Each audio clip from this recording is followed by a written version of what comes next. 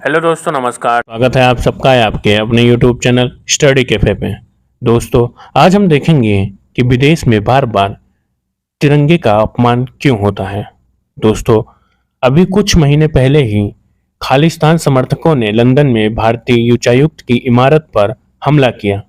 वे अपना झंडा लेकर आए थे और तिरंगे को रिप्लेस करने की कोशिश में थे। हालांकि हाई कमीशन के एक्टिव होने की वजह से ये अपमान रोक लिया गया, लेकिन मांग होने लगी कि फ्लैग प्रोटोकॉल तोड़ने पर प्रदर्शनकारियों को सजा मिलनी चाहिए। दोस्तों, अपने देश में फ्लैग प्रोटोकॉल टूटने पर सजा तय होती है, लेकिन विदेशों में मामला अलग हो जाता है। जैसे कनाडा का ही मामला ले लो, तो वहां भारत या किसी भी देश के जितने प्रतीक हैं और जितनी प्रॉपर्टी है, उनकी सुरक्षा की जिम्मेदारी उस देश के जिम्मे है।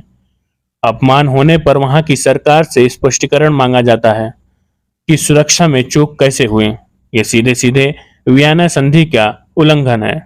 दोस्तों, आमतौर पर अपने घर या प्रॉपर्टी की सुरक्षा की जिम्मेदारी हमें खुद लेनी होती है, लेकिन उच्चायोग के मामले में ऐसा नहीं है।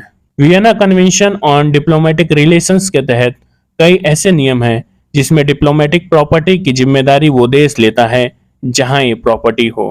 जैसे भारत में भी अमेरिका उच्चायुक्त या कैनेडियन कमीशन की सेफ्टी भारत सरकार के जिम्मे है। दोस्तों, अगर कोई नुकसान होता है तो सवाल जवाब के बाद संबंधित देश की सरकार ऐसे लोगों को सजा दे सकती है जिनकी वजह से नुकसान हुआ, लेकिन ये पूरी तरह से उस देश पर निर्भर है। इसके लिए सरकार सीधे तौर पर दूसरे देश को बाध्य नहीं कर सकती, लेकिन अगर अपमान जारी रहे और अगला देश सुरक्षा न दे सके तो कई बार सरकारें कड़ा रुख भी अपनाती हैं। जैसे मार्च में लंदन में हुई घटना के बाद ये बात भी होने लगी थी कि भारत भी अपने यहाँ ब्रिटिश एम्बेसी से सुरक्षा ढीली कर दे। हालांकि ये सिर्फ चर्चा थी। वहीं अगर ऐसा मामला भारत में हो, यानी हमारे यहाँ तिरंगे का अपमान हो, तो संबंधित व्यक्ति पर नेशनल फ्लैग कोड के तहत कार्रवाई होती है। इसमें उसे 3 साल की कैद हो सकती है। नेशनल फ्लैग कोड में कई नियम हैं जिनका पालन करते हुए कोई भी अपने घर या दफ्तर पर तिरंगा फहरा सकता है। दोस्तों, पहले ऐसा नहीं था। सरकारी कार्यालय और बड़े सरकारी अधिकारियों की गाड़ी पर तिरंगा लग सकता था। बिजनेसमैन नवीन जिंदल ने इस नियम के खिलाफ कानूनी लड़ाई लड़ी। उन्होंने दिल्ली हाई कोर्ट में याचिका दायर की। मामला सुप्रीम कोर्ट तक चला गया। आखिरकार साल 2004 में अदालत ने माना कि हर भारतीय तिरंगा फहरा सकता है अगर वो प्रोटोकॉल का पालन करता है तो। दोस्तों, भारत समेत लगभग सारे ही मुल्क अपने झंडे को लेकर काफी संवेदनशील हैं। दूसरी तरफ सुपर पावर अमेरिका में अगर नागरिक फ्लैग भी जला देते हैं तो कोई बवाल नहीं होता। वहां का संविधान इसे अभिव्यक्ति की आजादी मानता है। अगर कोई शख्स सरकार की किसी बात पर गुस्सा जताने के लिए प्रदर्शन करते हुए अमेरिकी फ्लैग जला दे तो ये गैर कानूनी नहीं है, लेकिन इसमें भी अलग अलग अमेरिकी स्टेट अलग अलग रवैया रखते हैं। अगर जलाए जा रहे झंडे के आसपास कोई संवेदनशील है या इससे किसी को भी खतरा हो सकता है तो सजा मिलती है।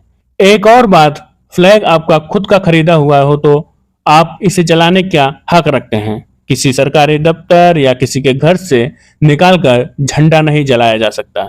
साल 2006 में फ्लैग कोड को ज्यादा सख्त बनाने की बात हुई थी, लेकिन संसद में इसके पक्ष में वोट कम पड़ गए।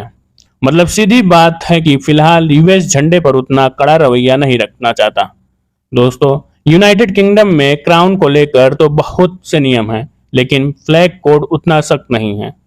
ग्रीस में आर्टिकल 188 के तहत फ्लैग के अपमान पर 2 साल की कैद और जुर्माना हो सकता है। जर्मनी इस मामले में सबसे ज्यादा सख्त है। किसी भी तरीके से झंडे का अपमान यहाँ 5 साल की जेल हो सकती है। स्पेन में 7 से 12 महीनों की जेल या जुर्माने का प्रावधान है। तो thank you so much guys for watching the video. Like, share and subscribe this channel. Thank you so much.